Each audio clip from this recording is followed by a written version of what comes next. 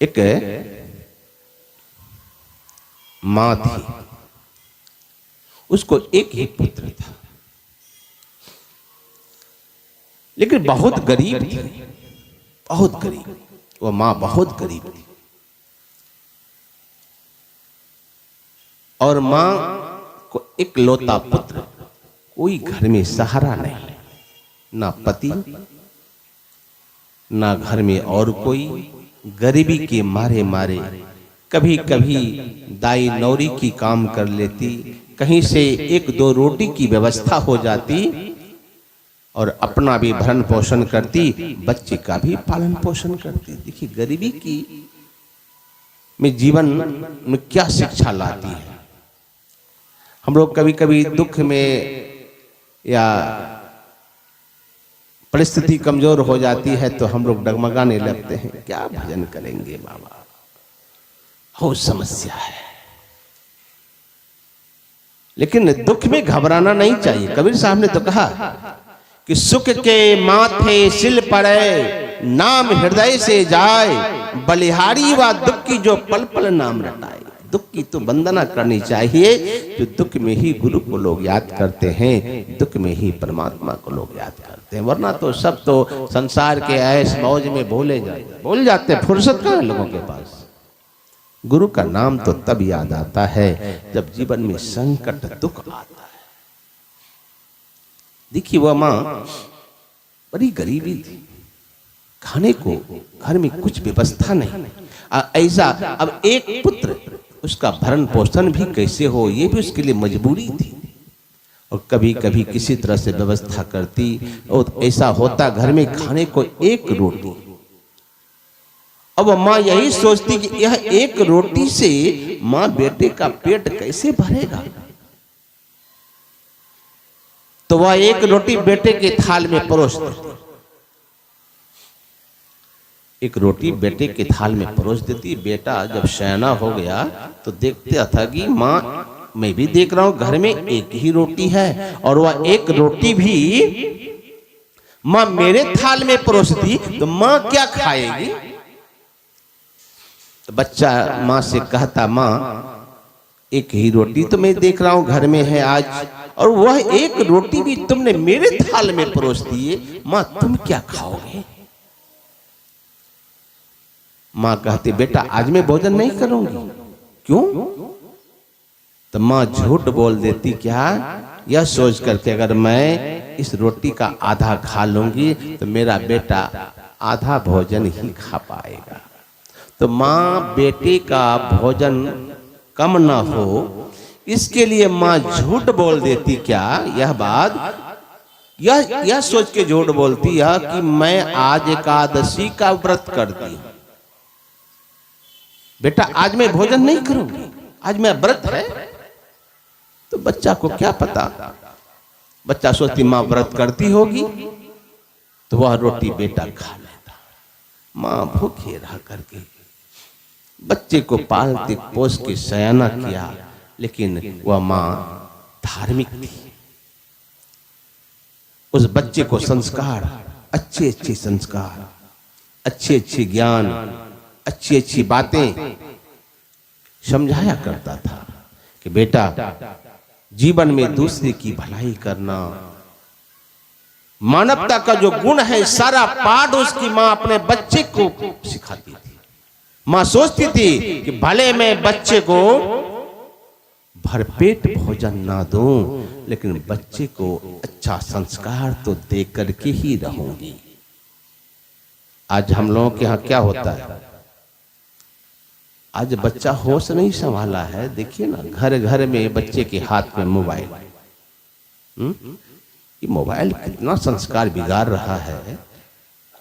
बहुत माताएं आती हैं मेरे पास, क्या करें बाबा, क्या निकल गया इस युग में, परेशान है। अभी तो मैं न्यूज में देखा कि उत्तर प्रदेश, 5 दिन पहले मैंने देखा उत्तर प्रदेश के लखनऊ के एक 16 साल का युवक ने अपनी मां को गोली मार दी और उसके पिताजी आसनसोल में नौकरी करते थे। किस लिए गोली मार दी? बचपन से माँ ने तो बच्चे को संभाला नहीं, बच्चा धीरे धीरे बड़ा हो गया, 16 साल का, मन बढ़ा दिया। अब बढ़ गया मन तो अब माँ देखे कि पढ़ता लिखता नहीं है, रात दिन मोबाइल चलाता है। तो माँ जब उसको मना किया कि बेटा तुम रात दिन पढ़ते लिखते नहीं हो, हमेशा मोबाइल चलाते हो, पिता तुम्हारे मेहनत करके पैसा भेजते हैं, तुमको हम मोबाइल अब नहीं चलने देंगे, नहीं गेम खेलने देंगे। बच्चा हमेशा गेम खेलता था। माँ मना किया तो ये मना तो बचपन में न करना चाहिए कि 16 साल का बुढ़ा हो गया तब। 16 साल तब तो फ्री कर दिए, अब 16 साल का जब 15 साल फ्री, 16 साल हो गया तो अब बच्चे को रोक रहे हैं। बच्चा क्या किया, घर में रिवाल्वर था अलमारी में रखा हुआ और माँ सोई हुई थी। 3 बजे भोर में 6 गोली मार दी। 6 गोली फायरिंग करके मोबाइल ले लिया।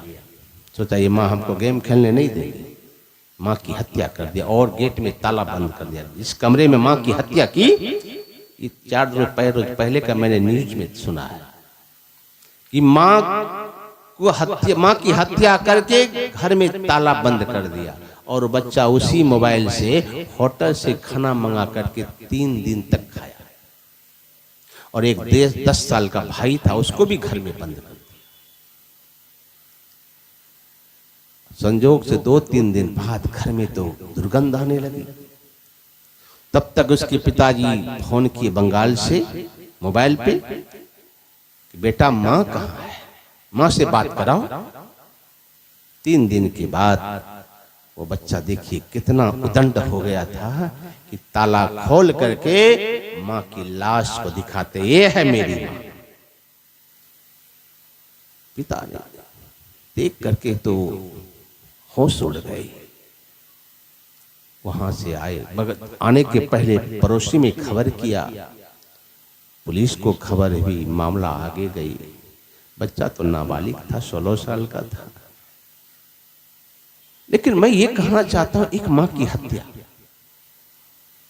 एक बेटा कर दिया। क्यों कर दिया? महंगा महंगा मोबाइल बेटे को दे देते हैं, महंगा महंगा लैपटॉप दे देते हैं, महंगी महंगी गाड़ी दे देते हैं, लेकिन बच्चे को अच्छा संस्कार नहीं देने के कारण ही तो माँ की हत्या की। अगर उस मोबाइल की जगह पर तुम बिठा करके, अरे बच्चा जब जन्म लिया क्या मोबाइल लेके पैदा लेता है बच्चा?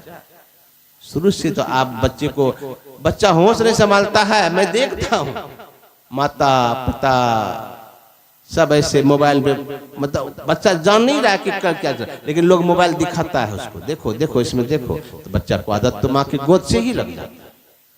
ये संस्कार बिगाड़ने का काम माताओं का ही है। बात में बाता लेके आएंगे बच्चे के पास कि बाबा जी आशीर्वाद दीजिए, जादू की छड़ी है जो तुरंत ठीक हो जाएगा। देखिए कैसी माँ है, खाने को अनाज नहीं, घर में रोटी नहीं, एक रोटी,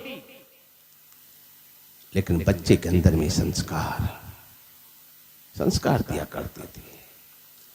धीरे धीरे बच्चा जब सियाना हुआ, मां सोचने लगी कि मेरा बेटा का कोई सहारा दुनिया में नहीं, मैं ही हूं एक, तो मेरा भी जीवन का क्या ठिकाना है, मैं भी तो कभी शरीर छोड़ सकती हूँ।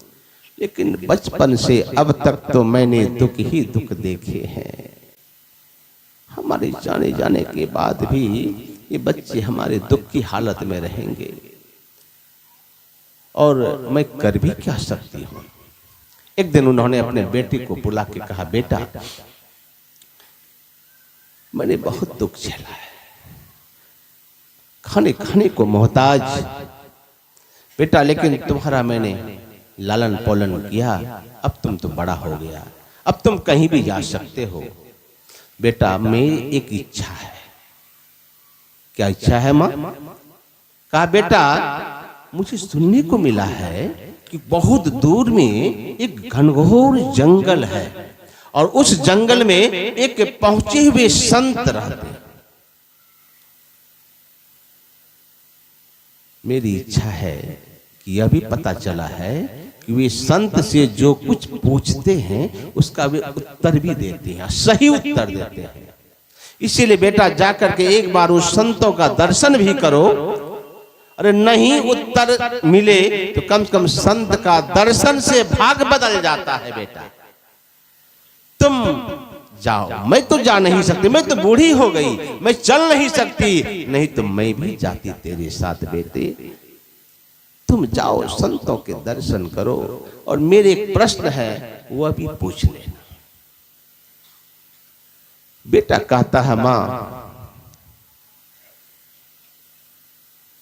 तुम हो ना मेरे जीवन में, मुझे दुनिया में सब कुछ है। तुम्हारी जैसी मां मिली है जो अपने भूखे रह करके भी मुझे बड़ा किया खिला करके, अब हमें क्या चाहिए। कहा बेटा तुम मेरे आज्ञाकारी पुत्र हो, मैंने तुमको भरपेट भले भोजन नहीं दिया है, लेकिन मैंने यही संस्कार दिया है कि मेरा बेटा कभी मेरी आज्ञा की अवहेलना नहीं करेगा। मैं जानती हूं कि तुम मेरी आज्ञा की अवहेलना नहीं कर सकते हो, तुमको हमारी खुशी में ही खुशी है, लेकिन अगर तुमको हमारी खुशी में खुशी है तो मेरी खुशी के लिए संतों के पास चला जा। बेटा ने कहा मां मुझे तो जाने की इच्छा नहीं, लेकिन तेरी खुशी के लिए मैं जा सकता हूं। इतना दूर मैं पैदल यात्रा करके जरूर जाऊंगा। और बोलो क्या पूछना है। मां ने कहा कि संतों से जब चाहोगे तो बेटा संतों से यही पूछना, क्या हमारे जीवन से कभी दुख विदा होंगे, क्या हमारे जीवन से कभी दुख विदा होंगे कि नहीं, कि दुख झेलते हुए भी संसार छोड़ के चले जाऊंगी। बेटा मेरा प्रश्न तो यही है, लेकिन संतों का दर्शन का फल भी तुम्हें जरूर मिलेगा। तुम जाओ और संत मिले तो यही मेरा प्रश्न पूछ लेना। बेटा चल पड़ा संतों का दर्शन करने के लिए। जाते जाते पैदल यात्रा, उस समय कोई संसाधन नहीं था अपने यहाँ, लोग पैदल चलते थे बहुत दूर दूर तक। जाते जाते संध्या हो गई। रोड के किनारे का आलीशान मकान, बहुत आलीशान मकान था। दरवाजे पर गए, एक सेठानी बैठी हुई थी और यह नौजुवक जाकर के सेठानी से कहता है कि माँ मैं इस रात्रि यहाँ विश्राम करना चाहता हूँ, क्या मुझे रहने का जगह मिलेगा। सेठानी कहती है बेटा इतना बड़ा आलीशान महल है, क्या तुम्हारे लिए जगह नहीं होगी। जरूर यहीं पर तुम रहो, रात्रि विश्राम करो बेटे, भोजन की व्यवस्था भी तुमको यहाँ मिलेगी। रात्रि में वह नौजवान वहीं पर विश्राम किया, भोजन भी किया और सुबह फिर भोजन करके जब विदा होने लगा तो सेठानी पूछती है कि बेटा अकेले कहां जा रहे हो, कहां जा रहे हो। तो नौजुवक ने कहा मां मैं संतों से मिलने जा रहा हूं। कहा संतों से मिलने, कहा मेरी मां ने कहा है कि संतों का दर्शन करो। और एक मां का प्रश्न भी है और सुनता हो वह सिद्ध संत है, उनसे जो कुछ भी पूछा जाता है उनका भी उत्तर भी देते हैं। सेठानी ने कहा बेटा सचमुच वो संत से जो पूछा जाए उसका उत्तर देते। कहा बिल्कुल। कहा बेटा लौटोगे इसी होकर के। कहा इसी होकर तो लौटूंगा, रास्ता तो यही है। कहा बेटा तो मेरा भी एक प्रश्न है, लेते जाओ ना, पूछ लेना संतों से। अब वो नौजुवक सोचा कि हम गरीबों के जीवन में प्रश्न हो तो हो, ये आलीशान महल है, तब इनके भी जीवन में प्रश्न है। का क्या प्रश्न है तुम्हारा मां। का देखो मेरे पास किसी चीज की कमी नहीं, देख तो धन धाम कितने भरे पड़े हैं बेटे, लेकिन मेरे पास एक बेटी है, वह जन्म से गूंगी है, बोलती नहीं। संतों से पूछना कि क्या मेरी गूंगी बेटी कभी बोलेगी, क्या उसके मुंह में कभी आवाज आएगा कि नहीं। बेटा जो भी उत्तर देगा जरूर बता देना। नौजुवक ने कहा कोई बात नहीं मां, जो भी उत्तर होगा मैं जरूर बता दूंगा। वहां से सेठानी के यहां से निकल गए। जाते जाते जाते पैदल यात्रा, गर्मी का मौसम, जोरों की प्यास लग गई, अब कहीं पानी नहीं। दूर में एक साधु बाबा का कुटिया दिखाई पड़ा। देखा बाबा जी हैं बैठे, कुटिया है तो जल तो जरूर होगा। जाके कुटिया के पास नौजुवक पहुंचते हैं, बाबा जी को प्रणाम किया। बाबा जी ने समझ लिया कि लगता है लड़का प्यासा, ओट सूखा हुआ है। कहा तुम प्यासे लगते हो, पानी पियोगे? कहा बाबा प्यास के मारे ही तो आपकी कुटिया में आया हूँ साधु बाबा, पानी मिल जाता। कहा लो कमंडल में जल है, पी लो। कमंडल का जल पी लिया, अब पी करके पानी पी के जाने लगा। तो साधु बाबा ने कहा अरे बेटा पानी पी लिया, कुछ बताया भी नहीं कि जा कहाँ रहा। सोचा कि एक जगह बता दिए तो वहां भी प्रश्न मिल गया, और कहीं यहाँ भी बता दे कि हम जा रहे हैं संतों से मिलने के लिए, और संतों से कुछ प्रश्न भी पूछेंगे तो कहीं ये बाबा जी भी ना तो कोई प्रश्न दे दे। फिर सोचा कि अरे हम गृहस्थों के जीवन में तो प्रश्न हो सकता है, कि बाबा जी के जीवन में कौन प्रश्न होगा, इनको कौन बेटा नाती पोता है। कहा कहिए मैं संतों से मिलने जा रहा हूं, कोई बात? हाँ संतों से मिलने जा रहे हो, क्यों? कहा कि एक तो दर्शन की अभिलाषा है, दूसरी हमारी माँ ने एक प्रश्न दिया है, वही प्रश्न का उत्तर पूछने जा रहा हूँ। और वे सिद्ध संत हैं, जो पूछा जाता है उसका वो उत्तर स्वयं देते हैं। साधु बाबा ने कहा बेटा लौटोगे इसी होकर के? कहा लौटना तो यही है, क्या बात है? कहा मेरा भी एक प्रश्न लेते जाओ बेटा, पूछ लेना संतों से। कहा आपका क्या प्रश्न है? कहा हमारा संसारिक कोई प्रश्न नहीं है बेटा। देखो इसी जगह मैं आज 12 वर्ष से ज्यादा हो गया यहीं बैठ के तपस्या कर रहा हूं, लेकिन आज तक भगवान का दर्शन नहीं हुआ। वो पहुंचे संत हैं, उनको तो पता होगा कि हमें भगवान के दर्शन होंगे कि नहीं होंगे। अब तक तो नहीं हुआ, क्यों नहीं हुआ, या आगे होंगे कि नहीं होंगे। नहीं होगा तो अपना कमंडल आसनी उठाएंगे, घरे चले जाएंगे, क्या करेंगे, अपना घर परिवार में रहेंगे, काहे को जीवन खराब करेंगे।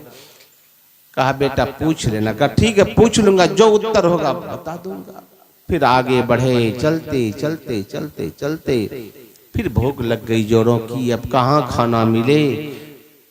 खेत होके गुजर रहे थे, रास्ते के बगल में देखा एक किसान हल जोत रहा था, हल खड़ा करके और बैठ करके रोटी और नमक निकाला खाने के लिए। लड़का जो जा रहा था खड़ा हो गया। किसान को लगा कि लगता है भूखा है, तब तो मेरे पास खड़ा हो गया। उन्होंने कहा खाओगे? कि बाजरे की रोटी है और नमक है, खाओगे? कहा भूख लगी है, थोड़ा मिल जाता। लो रोटी नमक दिया, खाया, पानी पिया, जाने लगा। किसान का तारे खा लिया, चुपचाप चल दिया, बताया भी नहीं कहाँ जा रहा है। सोचा कि कहीं यहाँ भी ना कोई लफड़ा लग जाए। फिर सोचा इन्होंने अंतिम में नमक रोटी खिलाया है, बता देना चाहिए। कहा मैं संतों से का दर्शन करने जा रहा हूँ और माँ का एक प्रश्न है वो भी पूछने जा रहा हूँ। और वे संत इतने पहुंचे संत हैं कि प्रश्नों का उत्तर दे देते हैं। कहा रे बेटा पहुंचे हुए संतों से मिलने जा रहा है, उनका दर्शन होगा, वे प्रश्न का उत्तर भी देते हैं। कहा बिल्कुल। कहा बेटा तब मेरा भी एक प्रश्न लेते जाओ। आपका जीवन में कौन सा प्रश्न है? का प्रश्न ही प्रश्न है। क्या प्रश्न? का मेरा एक प्रश्न यही है कि देखते हो बगल में बगीचा, ये बगीचा मेरा है। बड़ा मेहनत करके मैं किसान व्यक्ति हूँ, ये बगीचा लगवाया हूँ, लेकिन देखो इतना बड़ा बड़ा पेड़ हो गया, कभी फल फूल ही नहीं। संतों से पूछना कि क्या हमारे पेड़ में फल फूल लगेंगे? नहीं लगेंगे तो पेड़ को काट के फेंक दूंगा। कहा ठीक है पूछ लूंगा।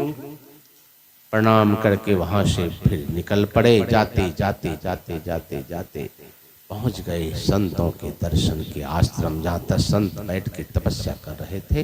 जब पहुंचे तो देखे कि बाबा जी का गेट बंद है और अंदर में साधना में बैठे थे, ध्यान कर रहे थे। सिद्ध संत का गेट बंद है, अंदर में साधना कर रहे थे और यह युवक जाकर के बैठ गया। देखिए कितना, इतना दूर से चल के गया और क्या कर रहे हैं? प्रतीक्षा कर रहे हैं। हम लोगों के यहाँ सत्संगी सब देखिएगा ना, बाबा के समय में भी हम लोग देखते थे, जैसे उतरे तुरंत एकदम दर्शन होना ही चाहिए, इंतजार करेंगे। संस्कार किसको कहते हैं? गया प्रतीक्षा कर रहे हैं, कभी तो गेट खुलेगा ना।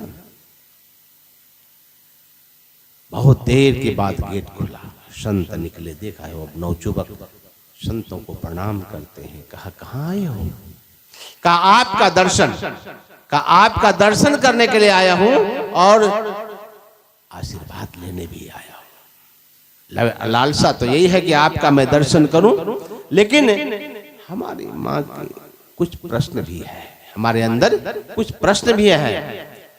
प्रश्न लेकर के मैं आया हूं और सुना है कि आपसे जो कुछ पूछा जाता है आप उसका सही सही उत्तर देते हैं। संत ने कहा प्रश्न का उत्तर तो मैं देता हूं, लेकिन मेरे भी कुछ नियम है। क्या नियम है?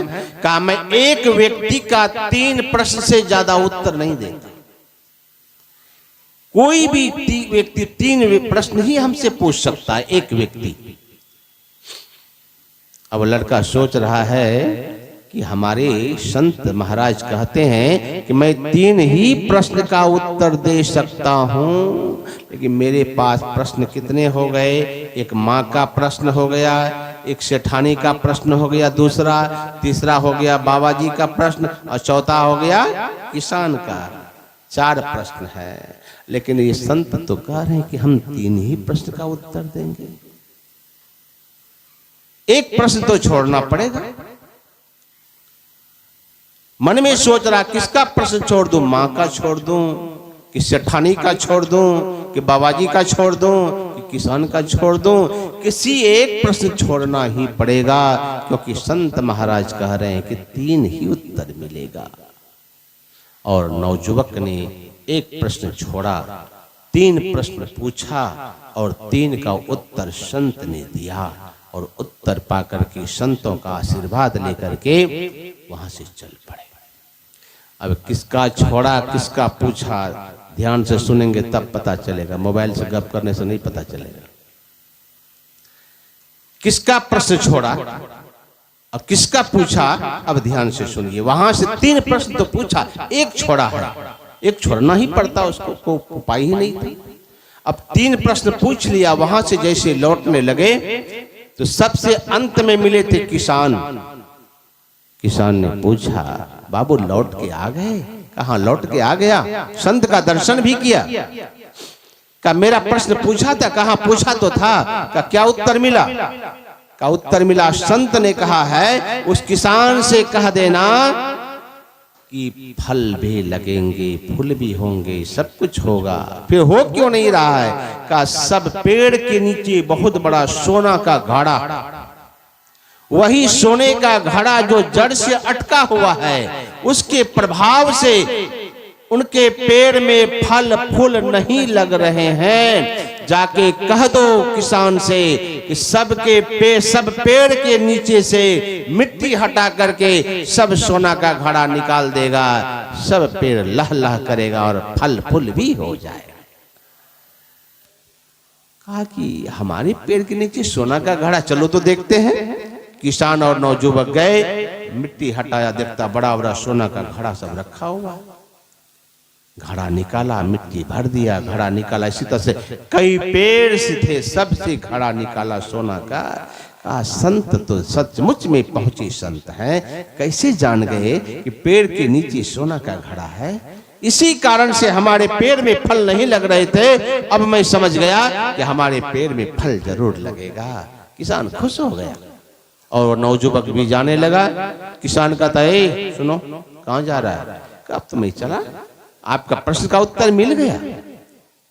का ये सोना का घड़ा कौन ले जाएगा? ये जो इतना सोना का घड़ा निकला है, इसको कौन ले जाएगा? तो नौजवान कहता ये तो आपके जमीन से निकला, ये तो आपका है। उन्होंने कहा कि जमीन मेरी थी, पेड़ भी मेरे थे, लेकिन वर्षों से था और इनका पता मुझे नहीं था, पता तो तुम्हारे कारण चला है। फिर हमको तो फल से मतलब है, सोने के घड़े से कोई मतलब नहीं। कि जितना भी सोना का घड़ा है मैं तुमको गाड़ी बैल में लाद करके देता हूं और तुम सब लेके जाओ। सारा सोना का घड़ा गाड़ी बैल में लाद करके वो किसान युवक को दे दिया। वहां से चला, चलते चलते चलते चलते चलते अब कौन मिले? बाबा जी, साधु बाबा मिले। साधु बाबा देखते हैं बैलगाड़ी में सोना लाद के आ रहा है। कहा कुछ भी लेके आवे, हमको क्या मतलब, हमको तो प्रश्न का उत्तर से मतलब था। कहा जी लौट के आ गए? कहाँ, हमारा प्रश्न पूछा था, कहाँ पूछा तो था। उत्तर क्या दिया? का उत्तर यही दिया, संत महाराज ने कहा है वो जो साधु बाबा बैठ के 12 वर्ष से तपस्या कर रहा है उसको भगवान का दर्शन नहीं होने का एक ही कारण है। क्या कारण है? बहुत बड़ा बड़ा जटा बढ़ा लिया है, बहुत बड़ा बड़ा जटा तो बना लिया है, लेकिन जटा के अंदर में एक हीरा छिपा के रखा है। और जब ध्यान करने बैठता तो यही हीरा में मन चला जाता, तो ध्यान कहाँ से होगा? भगवान मिलेंगे कहाँ से? साधु बाबा से कह देना जटा खोल करके हीरा पहले फेंक दे। जब तक वह हीरा नहीं फेंकेगा तब तक साधु बाबा को भगवान का दर्शन नहीं होगा। यही संत महाराज ने कहा। साधु बाबा सोचते अरे इस हीरा के बारे में तो कोई नहीं जानता था कि मेरे जटा में हीरा है। इस संत महाराज ने कहा है, इसका मतलब है यही हीरा हमारे भक्ति के बाधक है। जटा खोला, हीरा निकाल के युवक से कहता बाबू ये हीरा तुम ले लो, हमको नहीं चाहिए। युवक कहता मैं आपका हीरा क्यों लूं, लाखों का हीरा है, हमको क्यों दे रहे हैं? कहा ये जब तक हीरा हमारे पास रहेगा हमको भगवान नहीं मिलेंगे। जबरदस्ती उस युवक को वह हीरा बाबा जी ने दे दिया। फिर साधना में लग गए और नवयुवक आगे निकल गया। एक गाड़ी सोना का घड़ा और फिर हीरा महात्मा जी के द्वारा अब पहुंच गए सेठानी के दरबार पर। और सेठानी ने देखा, कहा बाबू संत का दर्शन करने गए थे, दर्शन हुआ? कहा दर्शन भी हुआ और मेरा प्रश्न का उत्तर वो भी लेके आया। क्या कहा? कहा कि कह देना उस सेठानी से उसकी जो गूंगी बेटी है बोलेगी, जरूर बोलेगी। कब बोलेगी? का एक युवक ऐसा आएगा जिसको देख करके उसके मुंह में आवाज आएगी, और जिस युवक को देख करके आवाज आएगी उस सेठानी से कह देना उसी से उसका विवाह भी करा देगा, क्योंकि वही उसका पति भी होगा। यही बात सेठानी से हो रही थी। तब तक उसकी गूंगी बेटी आंगन से खोजते खोजते माँ को दरवाजे पर आ गई। और जैसे दरवाजे पर आई, इस नवयुवक पर जैसे उस लड़की की नजर पड़ती है, गूंगी लड़की जैसे युवक को देखती है, उसी समय देखते ही उसके मुंह में आवाज आ गया और मामा जोर से चिल्लाने लग गया। मामा जोर से चिल्लाने लग गया। सेठानी घूम कर देखती है, मेरी बेटी बोलने लगी। कहा बेटी तुम्हारे मुंह में आवाज कैसे आ गया? कहा माँ जैसे हमारा नजर इस युवक पर पड़ा हमारे मुंह में आवाज आ गया। सेठानी कहती है बाबू अब तुमको हमारी बेटी से विवाह करना पड़ेगा। कहा हमारी एकलौती माँ है, हम बिना माँ से पूछे कैसे विवाह कर लेंगे? कहा कि तुम संत की बात मानोगे कि माँ की बात मानोगे? संत ने क्या कहा था याद है? संत ने कहा था कि जिसको देख करके इसके मुंह में आवाज हो जाए उसी से विवाह। संत की बात नहीं मानोगे? कहा संत की बात तो मानूंगा। मड़वा सजाया गया, उस नवयुवक की शादी हुई और सैकड़ों गाड़ी में दान दहेज सोना चांदी हीरा जवाहरात सेठानी भर के बेटी को विदा करती है। एक गाड़ी सोना वहां, हीरा वहां बाबा जी का, और इधर हजारों गाड़ी में दान दहेज भर के ये दुल्हा बाबू के वेश में और अपनी पत्नी को लेके निकल पड़े सेठानी के यहाँ से। जाते जाते जाते जब घर पहुंचे तो घर पर जैसे उतरते हैं तो उसकी बूढ़ी माँ देखती है युवक को और कहती है कि तुम्हारे जैसा भी मेरा बेटा था, लेकिन तुम तो कोई साहूकार हो। कहाँ जा रहे हो इतना दान दहेज लेकर के? माँ पहचान नहीं पाई कि मेरा ही बेटा है। कहा इतना दान दहेज लेके कहाँ जा रहे हो? बेटा कहता माँ मैं कोई साहूकार नहीं हूं, मैं तुम्हारा पुत्र हूं। कहा तुम मेरे पुत्र हो? हमारा पुत्र तो फटा चित्रा कपड़ा पहन के गया था, इस राजसी पोशाक तुम्हारे तन पर। कहा माँ याद करो कई रोज पहले तुमने मुझे संतों के दर्शन के लिए भेजा था और कहा था कि एक प्रश्न संतों से पूछ लेना कि क्या हमारे जीवन से दुख कब विदा होंगे। माँ तुमने बचपन से मुझे भरपेट भोजन तो नहीं कराया था, लेकिन बहुत अच्छा संस्कार दिया था, और उसी संस्कार की बदौलत मैं जब रास्ते में गया 3 प्रश्न और मिल गए, 4 प्रश्न हो गए।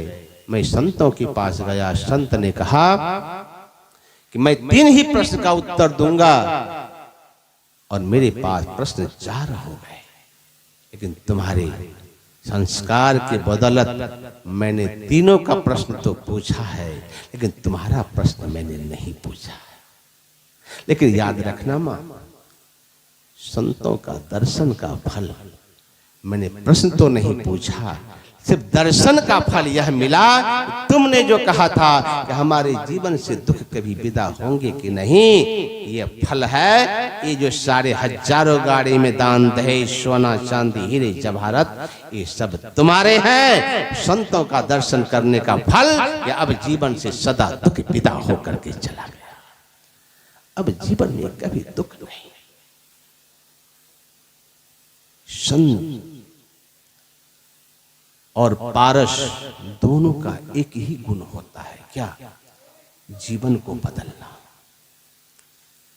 संत और पारस में यही अंतरो जान, एक लोहा को सोना करे, एक कर ले आप समान। हमारे भगवान राम कहते हैं ऐसे संत अगर सिद्ध संत मिल जाए जीवन में तो समझिए कि निश्चित है कि आपकी नैया पार लगेगी। इसलिए हमारे भगवान कृष्ण ने कहा संते सदा यति प्यारे,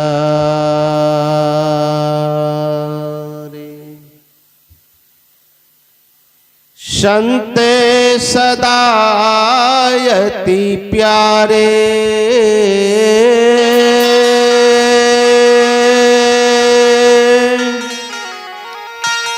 संत सदा अति प्यारे, उधो मोहि संत सदा अति प्यारे, संत सदा अति प्यारे, उधो मोहि संत सदा अति प्यारे, संत सदा अति प्यारे, संत सदा अति प्यारे, उधो मोहि संत सदा अति प्यारे, उधो मोहि संत सदा अति प्यारे।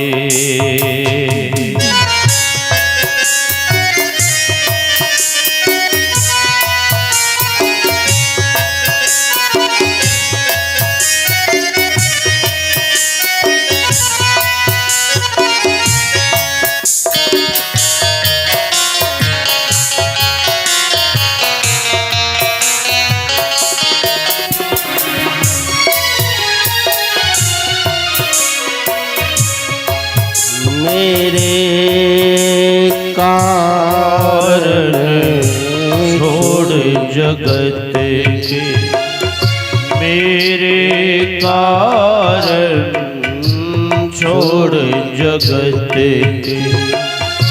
भोग पदार्थ सारे, भोग भोग पदार्थ सारे मेरे कारण छोड़ जगत के भोग पदार्थ सार उदो मोहे भोग पदार्थ सारे निश दिन ध्यान धर हृदय में निश दिन ध्यान धर हृदय में सब जग काज विसारे ओधो सब जग काज विसारे सत सदा अति प्यारे ओधो मोहे सत सदा अति प्यारे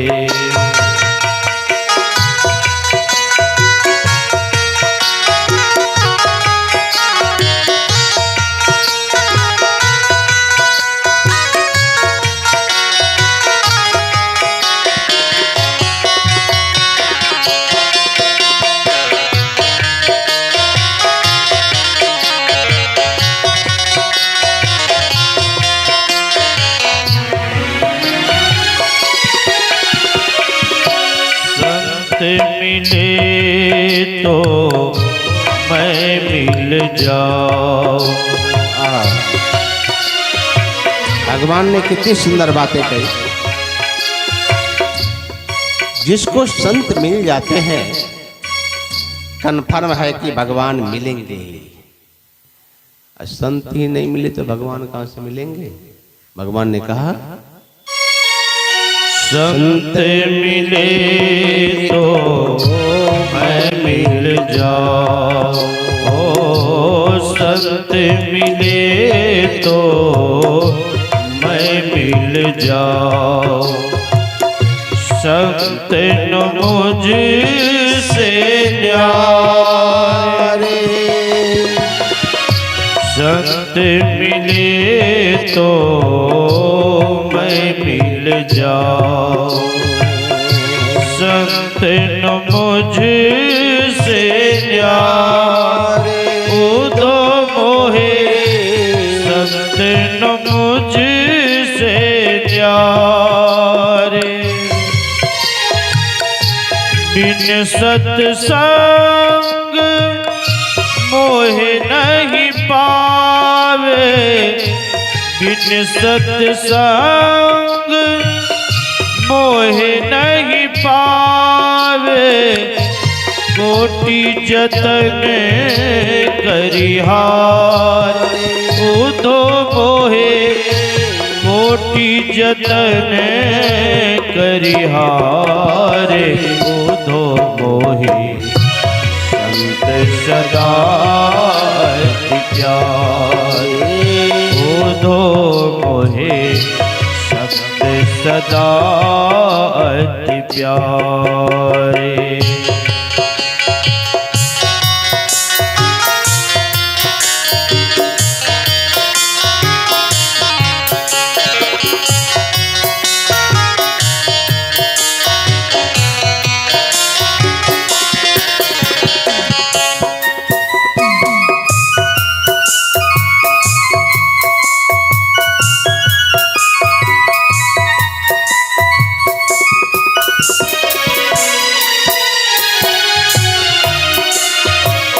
और अंत में भगवान क्या कह रहे हैं, अगर जीवन में आपको संतों की सेवा करने का सौभाग्य मिले, समझिए जीवन धन्य है। सौभाग्य संतों की सेवा। हमारे गुरुदेव ने भी कहा कि गुरु की भक्ति साधु की सेवा के बिना जीवन में कुछ भी हासिल नहीं होने वाला। अगर कुछ चाहते हो तो गुरु की भक्ति और साधु की सेवा करना ही पड़ेगा। और जो साधु संत की सेवा करते हैं भगवान ने क्या कहा? जो संतन के सेवक जग में, जो संतन के सेवक जग में, सो सेवक है मेरे। जो संतन के सेवक जग में, सो सेवक है मेरे। उधो मोहे सो सेवक है मेरे। ब्रह्मानंद संत जन पल में, ब्रह्मानंद संत जन पल में, सब भव बंधन तारे। उधो मोहे सब भव बंधन तारे। उधो मोहे संत सदा अति प्यारे। उधो मोहे संत सदा अति प्यारे। जाकी महिमा वेद उचारे, जाकी महिमा वेद उचारे। संत सदा अति प्यारे। उधो मोहे संत सदा अति प्यारे। उधो मोहे संत सदा अति प्यारे। उधो मोहे संत सदा अति प्यारे। संत सदा अति प्यारे।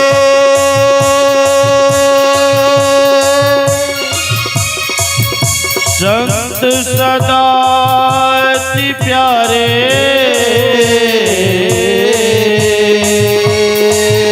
संत सदा अति प्यार। उधो मोहे संत सदा अति प्यारे। संत सदा अति प्यारे। संत सदा अति प्यारे। उधो मोहे संत सदा अति प्यारे।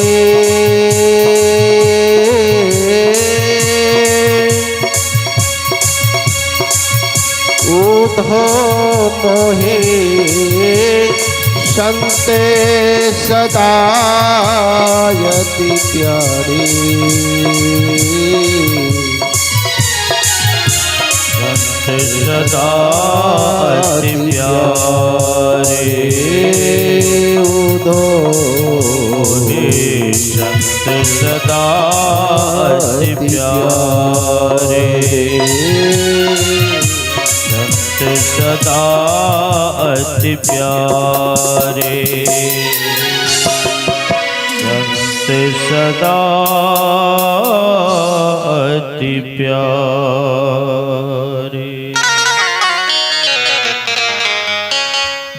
इतनी संतों की महिमा हम सुन ली, लेकिन संत बनेंगे कैसे?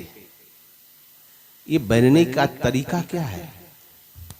तो हमारे यहाँ गुरु महाराज ने जो हम लोगों को जो दीक्षा में बताए हैं, मानस जाप, मानस ध्यान, बिंदु ध्यान, और चौथी क्रिया है शब्द योग की साधना। मानस जाप, मानस ध्यान, बिंदु ध्यान और शब्द योग की साधना, इन चारों साधन के द्वारा इसकी चर्चा विशेष हम कल प्रातःकाल करेंगे ध्यान के संबंध में। आप लोग ध्यान से सुनिएगा। कल मैं अभी संक्षिप्त में इतना ही बता रहा हूं। इन चारों क्रियाओं को करने के बाद हम आपके अंदर में जो चार जड़ के शरीर है, स्थूल शरीर जो बाहर में देख रहे हैं, इसके अंदर में सूक्ष्म शरीर है, कारण शरीर है, महाकारण शरीर है, ये चार जड़ के शरीर है और एक चेतन का शरीर। यही जड़ चेतन की गांठ जो पड़ गई है, हमारे महोपनिषद में आया है कि विद्यते हृदय ग्रंथि छिद्यन्ते सर्व संशया क्षीयन्ते चास्य कर्माणि तस्मिन् दृष्टि परावरे।